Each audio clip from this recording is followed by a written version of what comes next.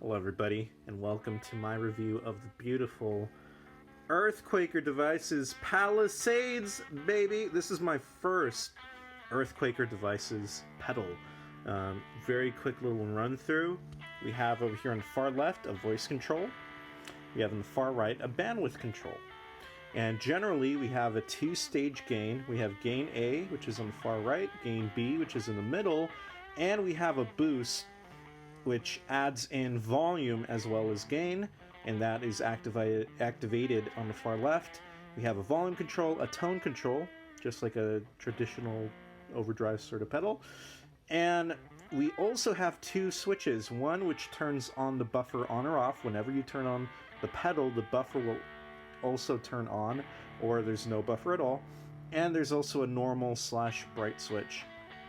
Voicing control is all about the different types of clipping, and I believe the bandwidth control is for the different types of capacitance, I think, where one is the much thinnest, least gainy sound up to a very thick, very heavy sort of sound with bandwidth at 5. It's very full.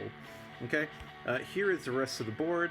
I'm not going to be using the Friedman BOD, that will be a later review, nor am I going to be using the flashback, that will also be a later review, but I will be using the DD20, and here are the settings on the DD20, about 124, analog setting, tone, volume, and feedback, and that is it. Also, I'm also using the Mercury7 for some of the stuff, and I'll outline whenever I turn that on, and here are the settings for that as well. You can see it's in a plastic bag. That's just the way it is, alright? Thank you very much. Here we go. Let's get into the review. Also, I'm going to leave all of the middle settings here the same. Okay? I'm going to leave everything, the boost, volume, tone, and the gain knobs the same. I'm only going to mess with the normal bright switch, the buffer on and off, and as well as the voice control and the bandwidth control.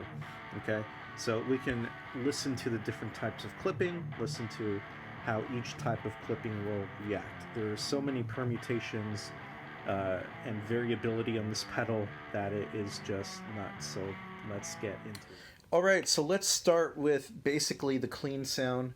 This is going directly into the amp. The amp has a line out, and it is going into Logic, where I have a cab IR, an impulse response of a cabinet that I like from Ownhammer. And this is what this sounds like with only reverb on. That's the only effect. And I'm on the middle position of this guitar, so it's just a single coil sound. It sounds like this.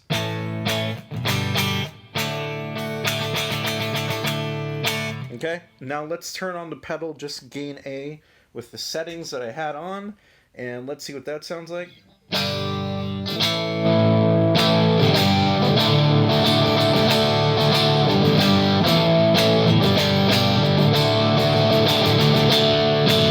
Sounds really good. I really like that sort of sound. And what's so cool about this pedal is that you can get a very traditional tube screamer sound from this, but you can also thicken that up, make it thinner. You can add more gain, you can subtract more gain, add brightness, take away brightness. So say if you are the kind of user that wants that thicker sound with the bandwidth control past the 3 mark, you want it at 4 or 5, you can turn on that bright switch and it'll still give you that really nice clarity. So I like gain A just as like the way I think of it as my first stage overdrive, which is basically why I bought this pedal. I wanted to basically replace my first stage overdrive, which was a clone, and replace my second stage overdrive, which is a Zen Drive clone. The Zen Drive type pedal is definitely a version of a tube screamer that has been modified and adds more grit, adds more gain. So the idea here is I wanted in my head gain A to be that clonish kind of sound, tube screamer, traditional tube screamer type sound, and then gain B to be that thicker, fuller sound. So here's what that sounds like again. Let's start with the neck humbucker and then see what it sounds like.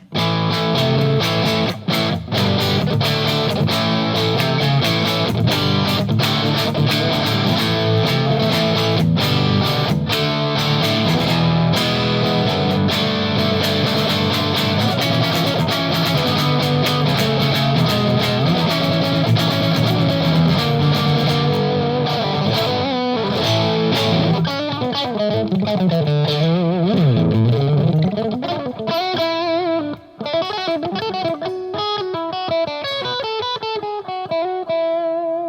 it has a lot of this really beautiful clarity and touch sensitivity, which I like. Okay, so now let's get into adding what I would say is the boost. The boost is very heavy.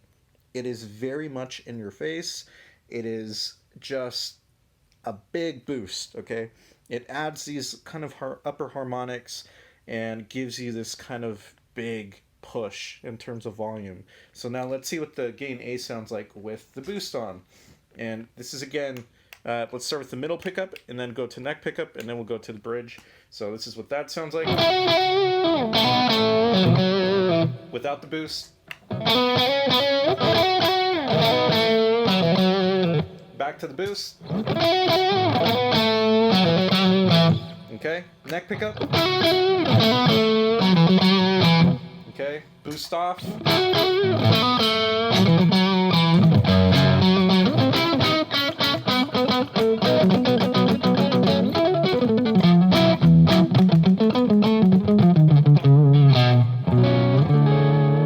Okay, turn the boost back on and then go to the bridge.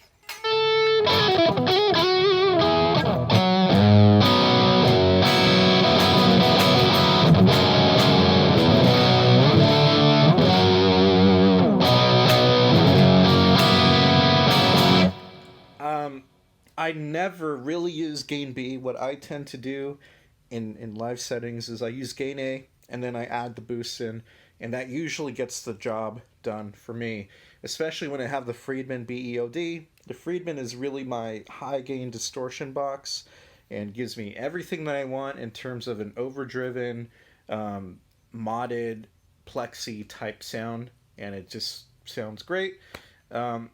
And so if I want to feed into that, I'll use that gain A, maybe even boosted into that Friedman BEOD. So now let's go into gain B. This is what this sounds like, and then we'll boost it afterwards. So here is middle pickup position again. Okay, off. Big difference, and then do it back on.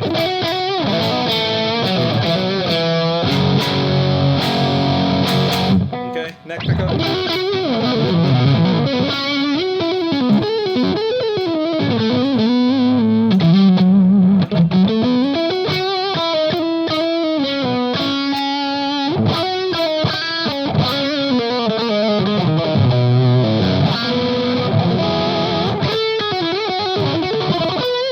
That's a delay.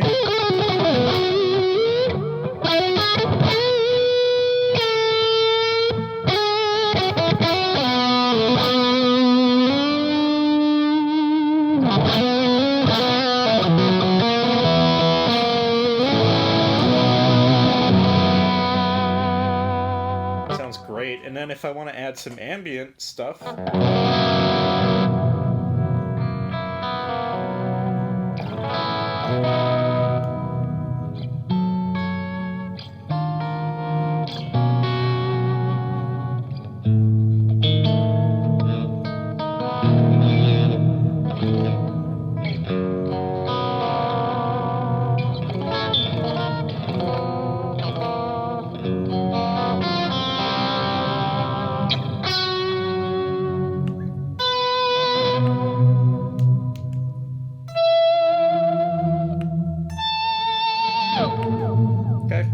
sounds cool. Sounds great. Now let's add in that boost. Let's see what that does.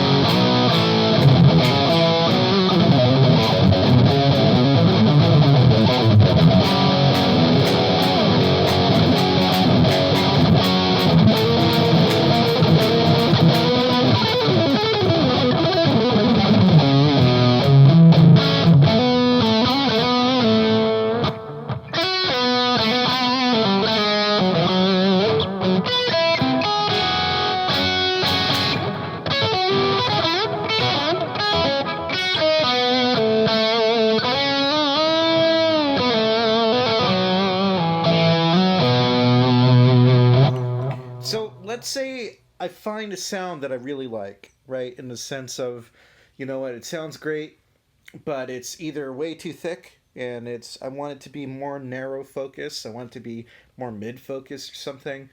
Maybe I want a little bit less gain but more clarity. That's where the bandwidth control will come in. So now let's go with this sound, this exact sound that I have already.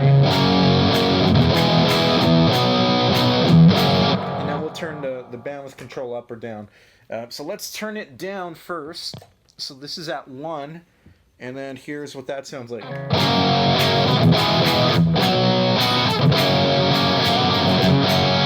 You know, for some people that is definitely what they need or want. Here's at 2. I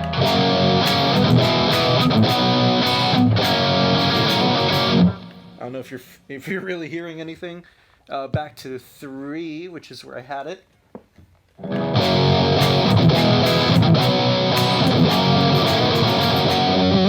And then back to up to 4 now.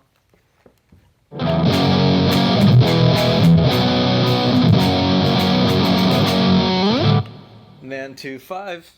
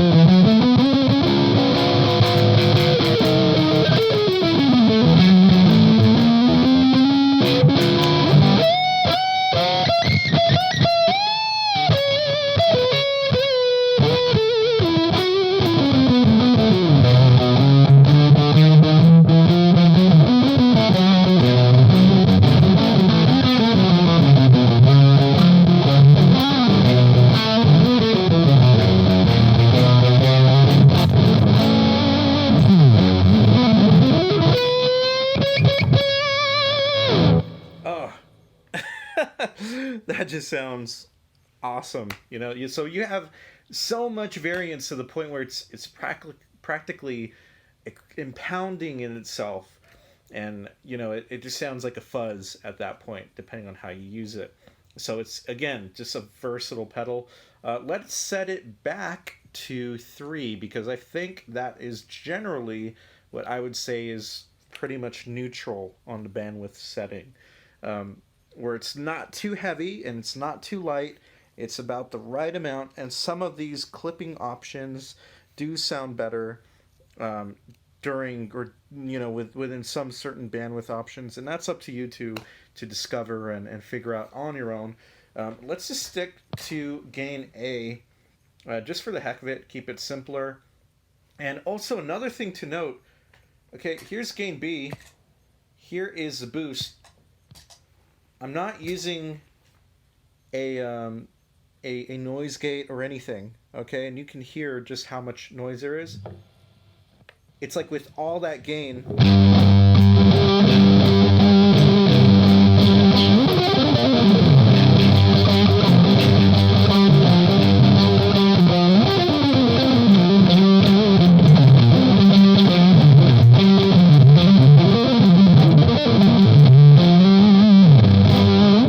Gain, and it's still retaining you know, just not a crazy amount of noise. So let's switch it back to 3 and let us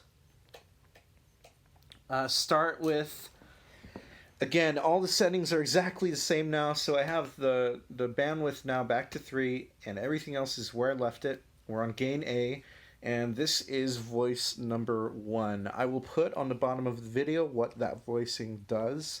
I believe this is the no diodes or clipping at all, I believe. I'm not too sure. I would have to look it up and then put it in. Because some of these do MOSFET clipping, asymmetrical clipping, whatever, parallel series, all these other things that might interest you. To me, I don't really care. I just kind of choose a random one on a certain day, see how it goes for me, and then go from there. You know, I don't really try to keep playing the same one, the same voicing over and over, because the pedal does so much. Why limit yourself to only one voicing? But you can see, even in voice 3, you can hear just a ton of variation that you can do just by manipulating the bandwidth control. That's not even touching the gain, not even touching the boost. So let's go through voice 1, and let's just use the bridge middle. So it's a single coil setting on the bridge and combined with the middle pickup, and it sounds like this.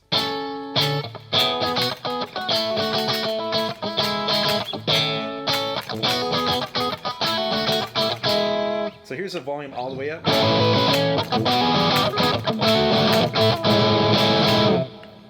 Everything else is the same.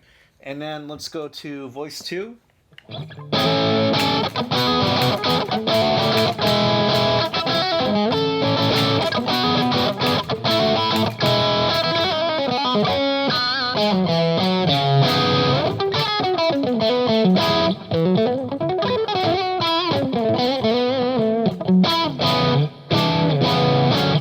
Okay, voice 3.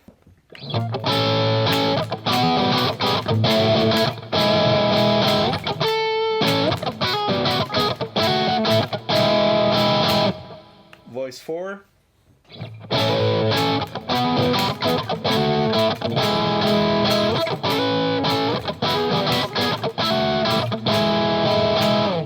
Voice 5.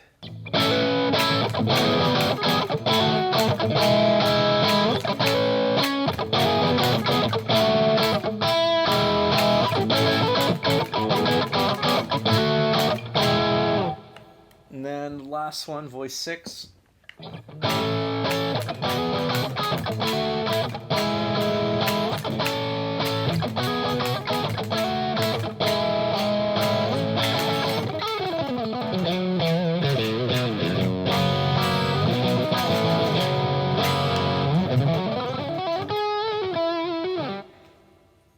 So another thing you'll notice with the different voicing is the certain type of compression, the amount of gain changes, but also more importantly, which I think is a big thing, is the volume fluctuates between these different ones.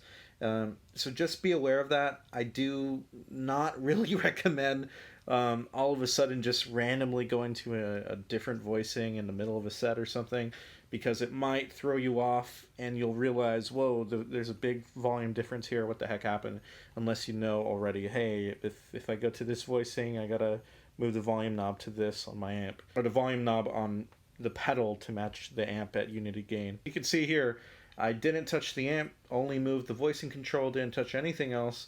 Guitar all the way up, and then there's variances in the gain, compression, and the volume. So now the last thing we're going to do is flick the switches for the bright control and the buffer control.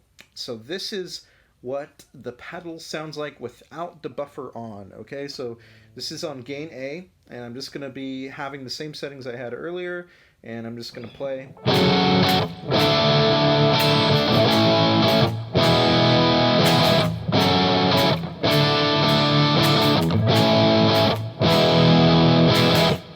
Okay, buffer is now on.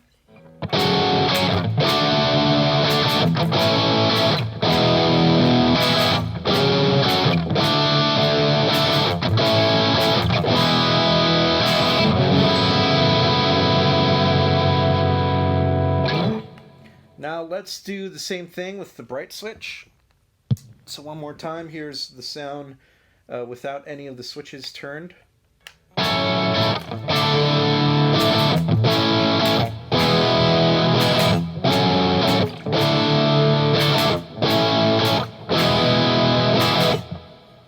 Bright switch is on.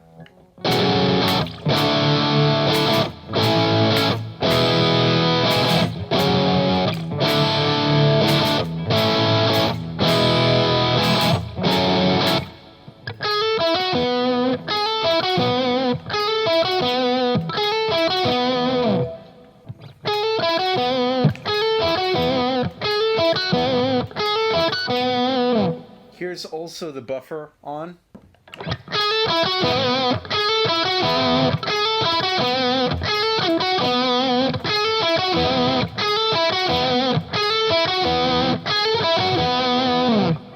Alright, so now I'm just going to end the video by just kind of giving my overall thoughts on this and kind of giving you an impression of whether it should be a buy or should be a pass, or who should use this, or what do you even need this for. It's a pretty expensive pedal, so who is this really garnered for?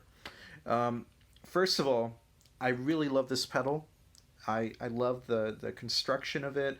Everything about it is just really awesome. This is version 2, so the difference between this is that you have, I believe the switches do not pop, which is a big thing, I think, when you're switching between things and you don't want the switches to pop. And it also has what is called flexi switching. So what's really cool is that if you're gigging, and I've used it a couple times, very sparingly, but it's cool to have it, is say you're on gain A and you want to just kind of turn on the boost control for a momentary boost. You don't want to turn it on and turn it off. You just hold it down with your foot, and you can play and do everything you want, and then as you release, it'll just automatically turn off the boost, which is really cool. So instead of being a latch switch, it's a hold switch. Really cool, and it'll just know when you need that kind of thing to happen. Like it's just super versatile. It's very easy to do, and I've had no problems at all doing that. This pedal does literally every tube screamer sound that you could possibly want. And if you're the kind of guy like me that you decided, hey, I want to replace some of my pedals or all my pedals, or in terms of the drive section, maybe you want to replace 2 or all 3. Maybe you don't need a high gain pedal anymore, but you just need something that gives you that girth. It's this pedal. It'll just do everything for you, where you can have 2 different variant gains that do different things and do it super well. For example, gain A cleans up really beautifully, where if I'm playing, you know, with the volume pretty low,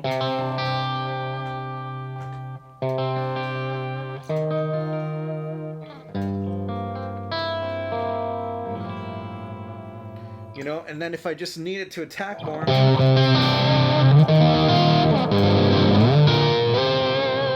you know, it's just beautiful. Gain B, what it does is it takes away that dynamicism that you get from gain A, and it just gives you straight ahead compression and this very beautiful musical gain. And again, here it is. So this is with the volume lower, and it's already a hefty amount of gain. So by turning this volume knob, what you're doing at that point is adding very little volume, but adding in more gain and compression as you turn it up. So here is your gain. And that's the volume barely up. And then if I turn it up all the way,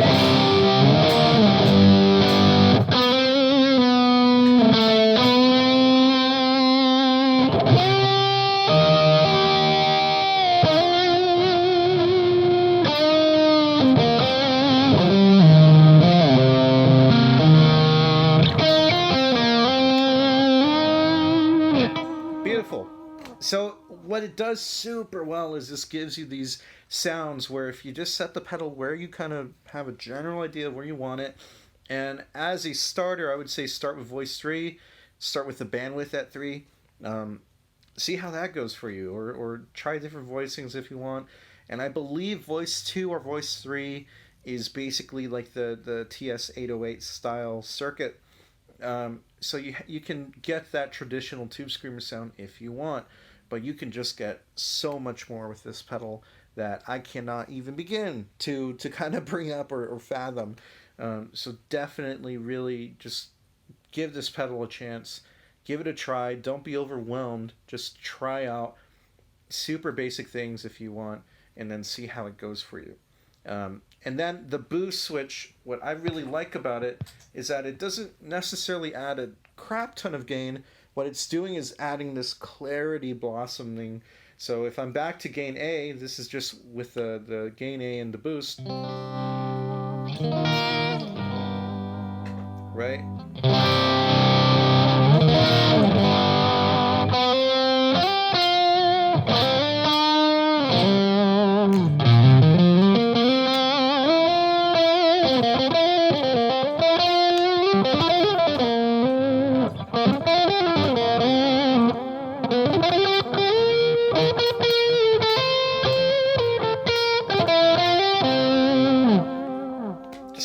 Great. It's awesome. I cannot say that enough. What are some cons to this pedal? There's a couple. The number one is the price tag. It's not really going to be a pedal that every person can buy, nor that they should buy. It's not like getting a 1981 Drive, like the Rat style distortion pedal, where you really just get one thing, but it might do it very, very well. It's not like paying $2,000, $3,000, $4,000 for a clone or a vintage tone bender, which will give you that sound and do it super well. This is a pedal that's going to give you so many different sounds for that price tag. You know, $250 MSRP, I believe, is what this costs. Maybe a little bit more US dollars. And one thing I can tell you is that for a certain type of person, this will be the best pedal for you. For a different type of best person, this is way too much for you. You know, you could just get a Tube Screamer, a really good Tube Screamer clone TS808 style pedal, much cheaper than a vintage 808, and you'll be perfectly fine. You know, you don't need this pedal, right? And then the other con is that there is a cheaper alternative that EarthQuaker makes now called the Dunes, and it basically just combines like a greatest hits of the best voices, which I believe is like I can't really remember what they are. It might be voice 1, 3, and 4 or something like that, and it gives you the same bandwidth control, the same thing. I believe it's only one gain though, so you won't. Don't quote me on that. It might actually have a little switch to choose between gain A and gain B or whatever. But as far as I can tell, if I remember, it's just one sort of unit. And for everybody else that doesn't need all the gain switching and the boost, that is probably the best option. The third thing is that, you know, it just might not be working for your rig for whatever reason. Maybe all you really do need, and again, this kind of is a combination of points 1 and 2 on the cons, is just a basic Tube Screamer. You know, maybe that's all you really need. Maybe you just need to push the front of an amp. And this is not necessarily going to be the pedal to do that. It can do that if you really, really want to, but it's not necessarily what you would buy this pedal for. You know, it would be overkill if you only use this for the gain A just to push the front end of an amp, or just to go into the Friedman BEOD or some other distortion type pedal. It just wouldn't make any sense. If you are the kind of person that, you know, basically that you just want a very simple pedal board, you want a drive pedal, you want a delay, you want a reverb, I would choose this Overdrive pedal, the Palisades with whatever delay and whatever reverb, and that would be my pedal board if I really needed to strip it down heavily. Those three pedals would do everything I could possibly want. So then the question becomes, well, when do you need a high gain pedal? And that is for another video. Okay, that is going to be for the Friedman review. Easily one of the best pedals that I've tried, really, before the Palisades and before most of these pedals I've bought. That Friedman is going to stay on my board forever, but that will be for another video. All right, so thank you so much for watching. I'm just going to play this out. I'm just going to be using gain A with a boost, some delay, and work on some reverb. Let's see what that sounds like.